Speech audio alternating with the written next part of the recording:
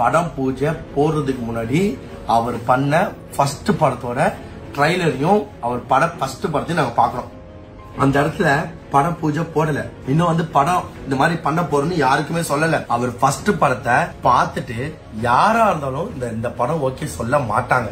இது கண்டிப்பா ட்ரூத். இது அதே மாதிரி இந்த ஃபேம்ல இருக்க ஒரு பையன் கண்டிப்பா பண்ண மாட்டான். நீங்க யாரா வேணா எழுதி வச்சுக்கோங்க.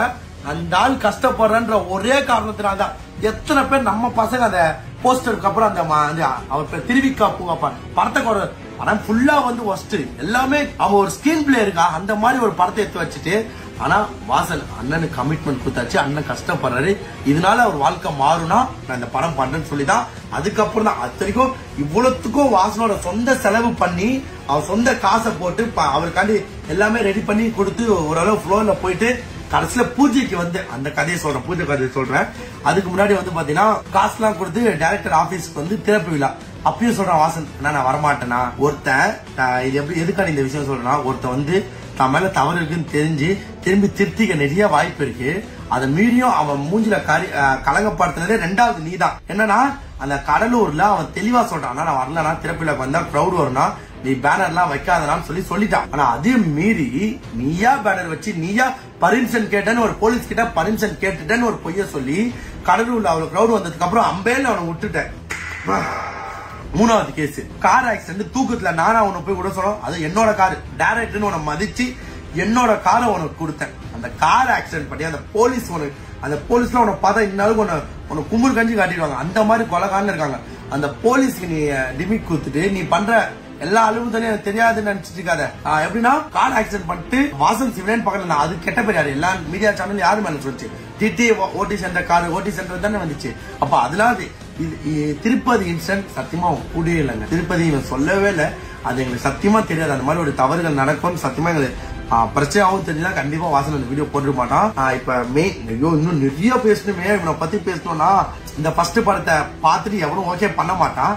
ஆனாலும் வாசன் உன் மூஞ்சி காண்டி இல்ல, உன் குடும்ப கஷ்டம்ன்ற ஒரு காரணத்துல வாசன் வந்து ஓகே சொன்னா.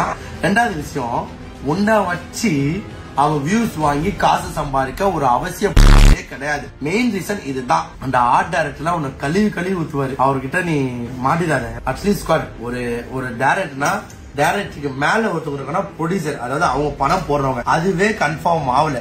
ப்ரொடியூசரே வந்து பாத்தீங்கன்னா ப்ரொடியூசர் கடையை கேட்டீங்கன்னா அவங்க உண்மையிலேயே சொல்றேன், இது இந்த டைரக்டருக்கும் நினைச்சிருந்தா எப்பயோ வந்து இந்த படம் ரிலீஸ் ஆயிருக்கும். இந்த முட்டை பார்த்த வேலையாலதான் ப்ரொடியூசரும் போனாங்க. ப்ரொடியூசர் யாரு? ப்ரொடியூசர் என்னோட ஃப்ரெண்டு டாக்டர் கவிதா அக்கான்னு.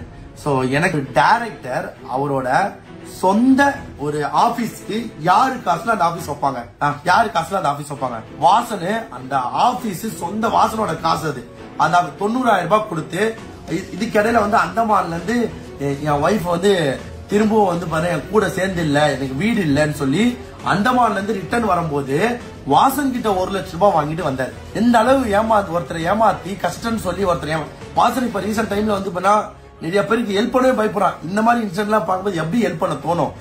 ஒருத்தர் கண்ணுக்கு தெரிஞ்சு கஷ்டப்படுறான்னு அவ்வளவு தெரிஞ்சு 3 வருஷம் கூட இருந்தவன் இப்படி பச்சவந்தியா அப்படி நம்ம ஹெல்ப் பண்ண தோணுன்ற மாதிரி இருக்கு. அந்தமான்ல 1 லட்சம் ரூபாய் வாங்கினது ஆபீஸும் என் ஒய்ஃபையும் வந்து பாரு என் கூட வந்து தனி வீடு கொடுத்தா ஒய்ஃப் வந்து அவங்க அம்மா வீட்டுல இருக்கா. சோ வந்து டைரக்டர் நான் பேசுறதுல ஒரு தப்பு இருந்துச்சுன்னா நான் பேசுறது எல்லாமே சரி, நான் சத்தியம் பண்றேன். நீ இன்டர்வியூல சொல்லிருக்கல சத்தியம் பண்ற கற்பூரத்தை அடிச்சு சத்தியம் பண்றேன்ட்டு. இப்ப மிட் நைட் இந்த இன்டர்வியூ பார்த்தோன்னே மிட் நைட்ல கற்பூரம் கிடைக்கல. எதை வச்சு சத்தியம் பண்ண தெரியல. நான் போடுற யூடியூப் மேல சத்தியம், நான் பேசுறது நான் வாங்கியிருக்கேன் இப்ப சொந்த வீடு மேல சத்தியம், நான் பேசுறது எல்லாமே சத்தியம். ஒன்னால பேசுறது எல்லாமே போயிடாங்க.